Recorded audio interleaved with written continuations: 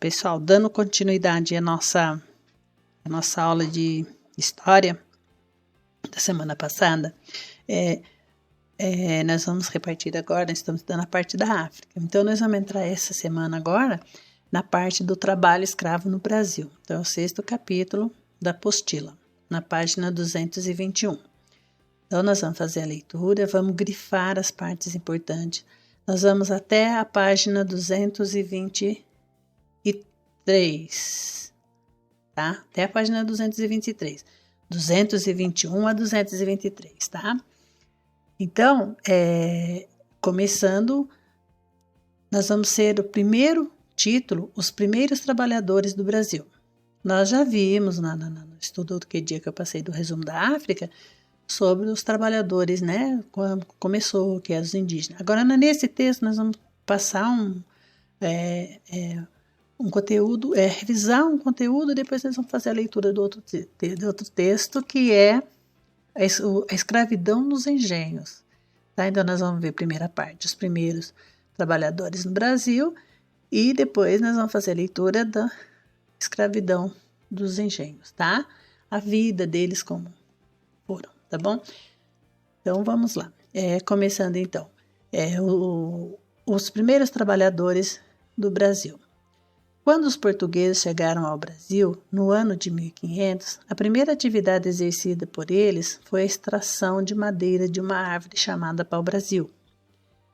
Nessa atividade, todo o trabalho de corte, transporte e armazenamento da madeira foi feita pelos indígenas que viviam e trabalhavam em troca de objetos como machados, facas e espelhos. Esse tipo de exploração trouxe grandes lucros a Portugal. Tá? Então aqui nós temos um mapa onde chama Mapa Terra Brasilis, de Lopo Homem, produzido em 1519, e que representa o trabalho dos indígenas na extração do pau-brasil, nos primeiros anos de chegada dos portugueses. Então nós temos no canto do mapa, né, as localizações onde os indígenas trabalhavam com a madeira. Bom, agora nós vamos para o segundo texto. Vai ser um texto sobre a escravidão nos engenhos. Também é um texto que a gente já tem noção, já conversou, já viu o vídeo, mas agora nós vamos fazer a leitura dele, tá? Na página 222. A escravidão nos engenhos. Anos mais tarde, a partir de meados do século XVI, quando a produção da cana-de-açúcar se tornou uma importante atividade econômica, os portugueses começaram a trazer africanos para trabalhar como escravos nos engenhos de açúcar. Milhões de pessoas foram obrigadas a deixar para trás suas famílias, seus amigos, suas casas, para executar trabalhos forçados no Brasil, sofrendo maus tratos, preconceitos e outros problemas decorrentes desta exploração. Um dos principais motivos da opção pela escravização de pessoas em que viviam na África foi o alto lucro que o tráfico de escravos rendiam aos traficantes e também ao governo de Portugal. Até o início do século XVIII, a maioria dos africanos escravizados que chegou ao Brasil foi levada para trabalhar nos engenhos. Nesses locais, eles realizavam a maior parte dos trabalhos. O engenho era o nome dado à casa de engenho, que era o lugar onde se fabricava o açúcar. Depois, a palavra engenho passou a significar toda grande fazenda produtora de açúcar. Aqui nós temos uma obra, né, de arte da Casa de Fazenda e Engenho, e essa obra de arte foi produzida pelo artista holandês Frans Post em 1660. E representa um engenho de açúcar.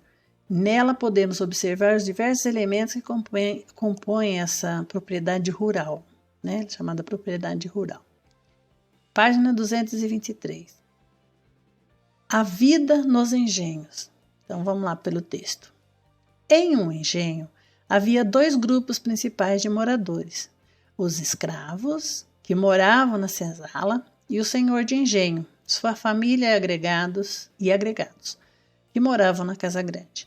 Os moradores da Casa Grande tinham melhores condições de vida, habitavam cômodos mais espaçosos e confortáveis e alimentavam-se melhor que os moradores da senzala. Os agregados toda a família deviam obediência e respeito ao senhor de engenho.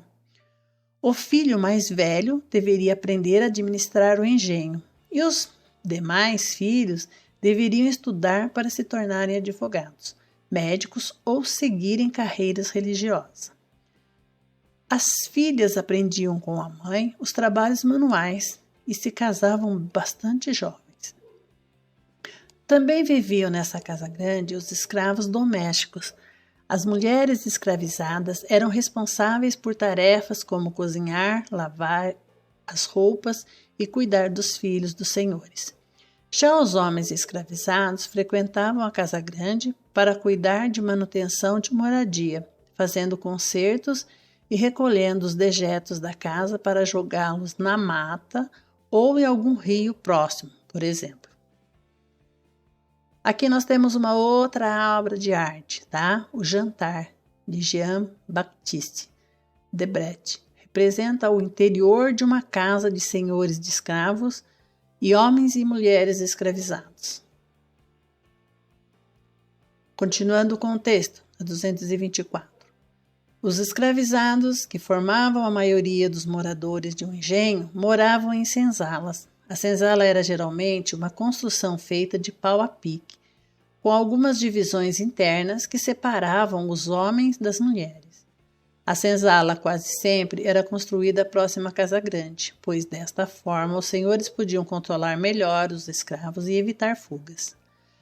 Na senzala, os móveis e os utensílios eram muito simples e escassos, por exemplo, esteiras para dormir, cobertores de tecidos grosseiros e potes de barro. Em algumas senzalas havia pequenos fogões que eram utilizados para preparar alimentos cultivados pelos escravos ou recebidos dos senhores. Basicamente, a alimentação dos escravizados era composta de feijão e farinha de mandioca, e em alguns casos de sobras de carne ou de outros alimentos. Além disso, eles podiam consumir animais caçados na mata. As roupas dos escravos eram bastante simples. Eles usavam peças rústicas com tecidos feitos de algodão e algumas vezes chapéu de palha para se proteger do sol e andavam descalços.